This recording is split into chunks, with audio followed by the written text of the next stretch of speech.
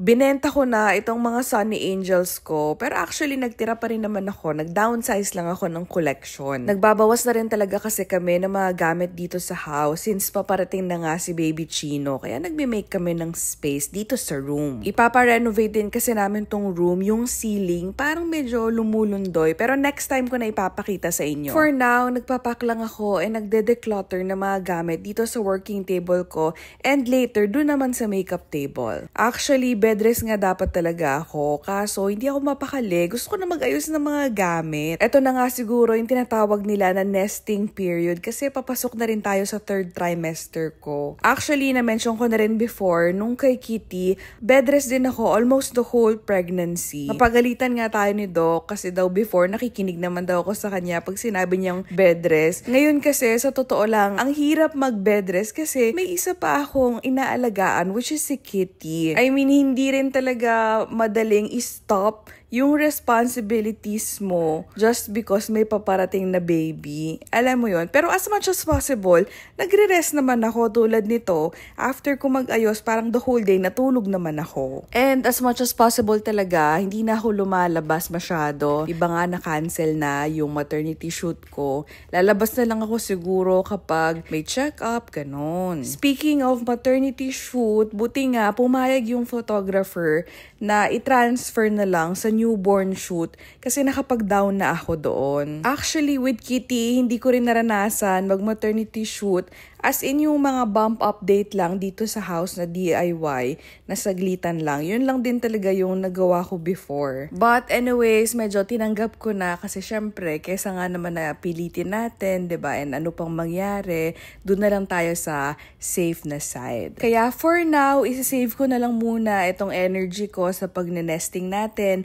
for Baby Chino and pag-aalaga and pag-play with Kitty. So ayan, almost done na tayo and na-clear out na rin natin yung room since last week kasi nga 'di ba nilipat natin yung mga ibang gamit like yung computer. Andun na sila sa game room, so ito na yung bedroom namin ngayon nung inilis na yung bed and yung mga ibang mga clutter. And isa pa nga pala sa inayos namin is itong damitan ni Kitty. Actually, bumili kasi ako ng mga organizers and tinesting ko muna dito sa cabinet ni Kitty kasi same sila ng cabinet ni Baby Chino. Yung kaninang clips is before, ito naman yung after. Halos 20 pieces nga yung nabili kong organizers and pinaka nagamit namin is yung medium size. For reference, ganito kalaki yung small and then yung medium naman is ganito kalaki. Dalawang small is equals to the size of isang medium, ganyan yung large. Yan, isang buong square na ganyan. Pero yung large, hindi ko siya masyado nagamit eh. Kasi kung large lang din, hindi na ako nag-organizer. Super neat na tignan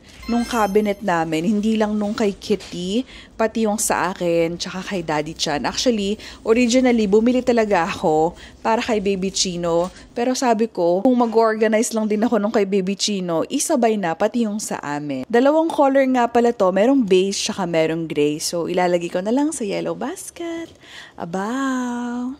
Sinetup namin yung game room and pina-repair din namin yung massage chair. Ito na kasi yung itsura nung nasa side. Puro kalmot siya nung pusa namin. And to fix it, kailangan na palang palitan yung mismong side. Chinek nga rin pala nila kuya and gumagana pa rin naman daw lahat. Kailangan lang palitan yung seat cover. Sayang rin kasi ang tagal na namin itong hindi nagagamit kaya ibebenta na lang namin. Alam nyo naman dahil may newborn tayong paparating. So kung interested kayo, let us know lang. Siguro half the original price namin ibebenta. Anyway, going back sa game room, playroom kasi talaga to ni Kitty before and ito yung itsura niya. Since nalipat na sa gazebo itong mga kitchen ni Kitty and other toys, na empty na tong room na to kaya ginawa na lang namin game room. So andito na lahat ng mga board games, Legos, Magic Cards, Nomi, Lila, Sunny Angel, and Barbie collection namin. Tapos yung PC nga rin pala sa bedroom, minsan kasi dito ako nagwo-work and naglalaro rin kami ng Minecraft na adventure family kasama si Kitty. So ililipat na rin ito sa game room. Yung magiging space sa harap, dyan na ilalagay yung mga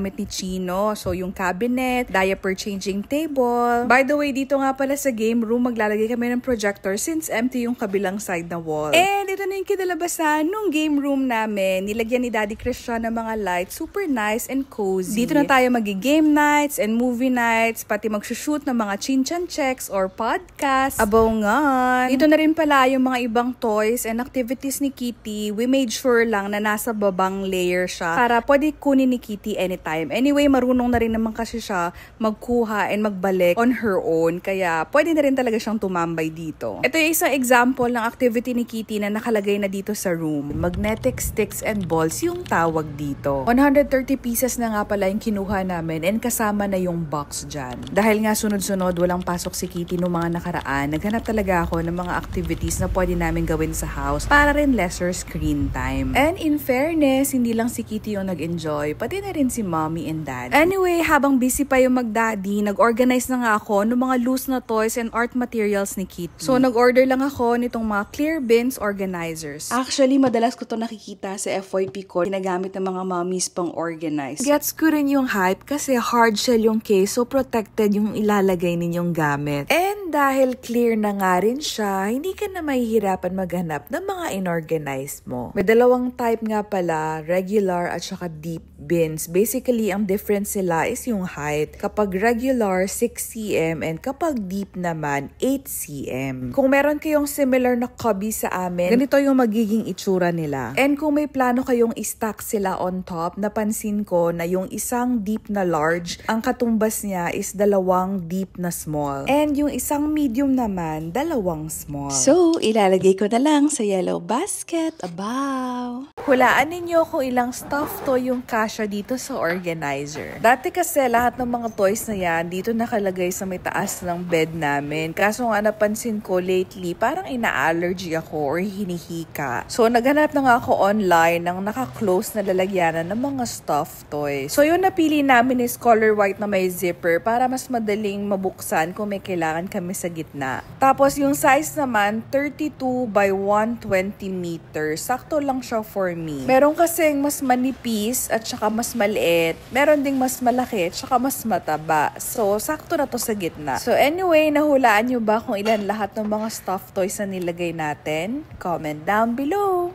Ito yung unang toy or activity na binili namin para kay Baby Chino. Play gym yung tawag dito or play mat with activity gym. So, pwede niyang pindot-pindutin itong piano habang nagta-tummy time siya. Or pwede rin naman, pag nakahiga, gano'n, nagpapahinga, pwede niyang i-kick-kick ito. Tapos pag medyo malaki na siya, na-adjust kasi itong piano na pwedeng pang nakasitting position na rin. Tapos pwede rin nilang laruin itong mga rattle. And ang maganda sa kanya, natatanggal itong mismong parang arch and rattle. Pwede nyo ilagay sa stroller or sa crib. Tapos, ito rin piano na tatanggal. So, ilalagay ko na lang sa yellow basket. Aba!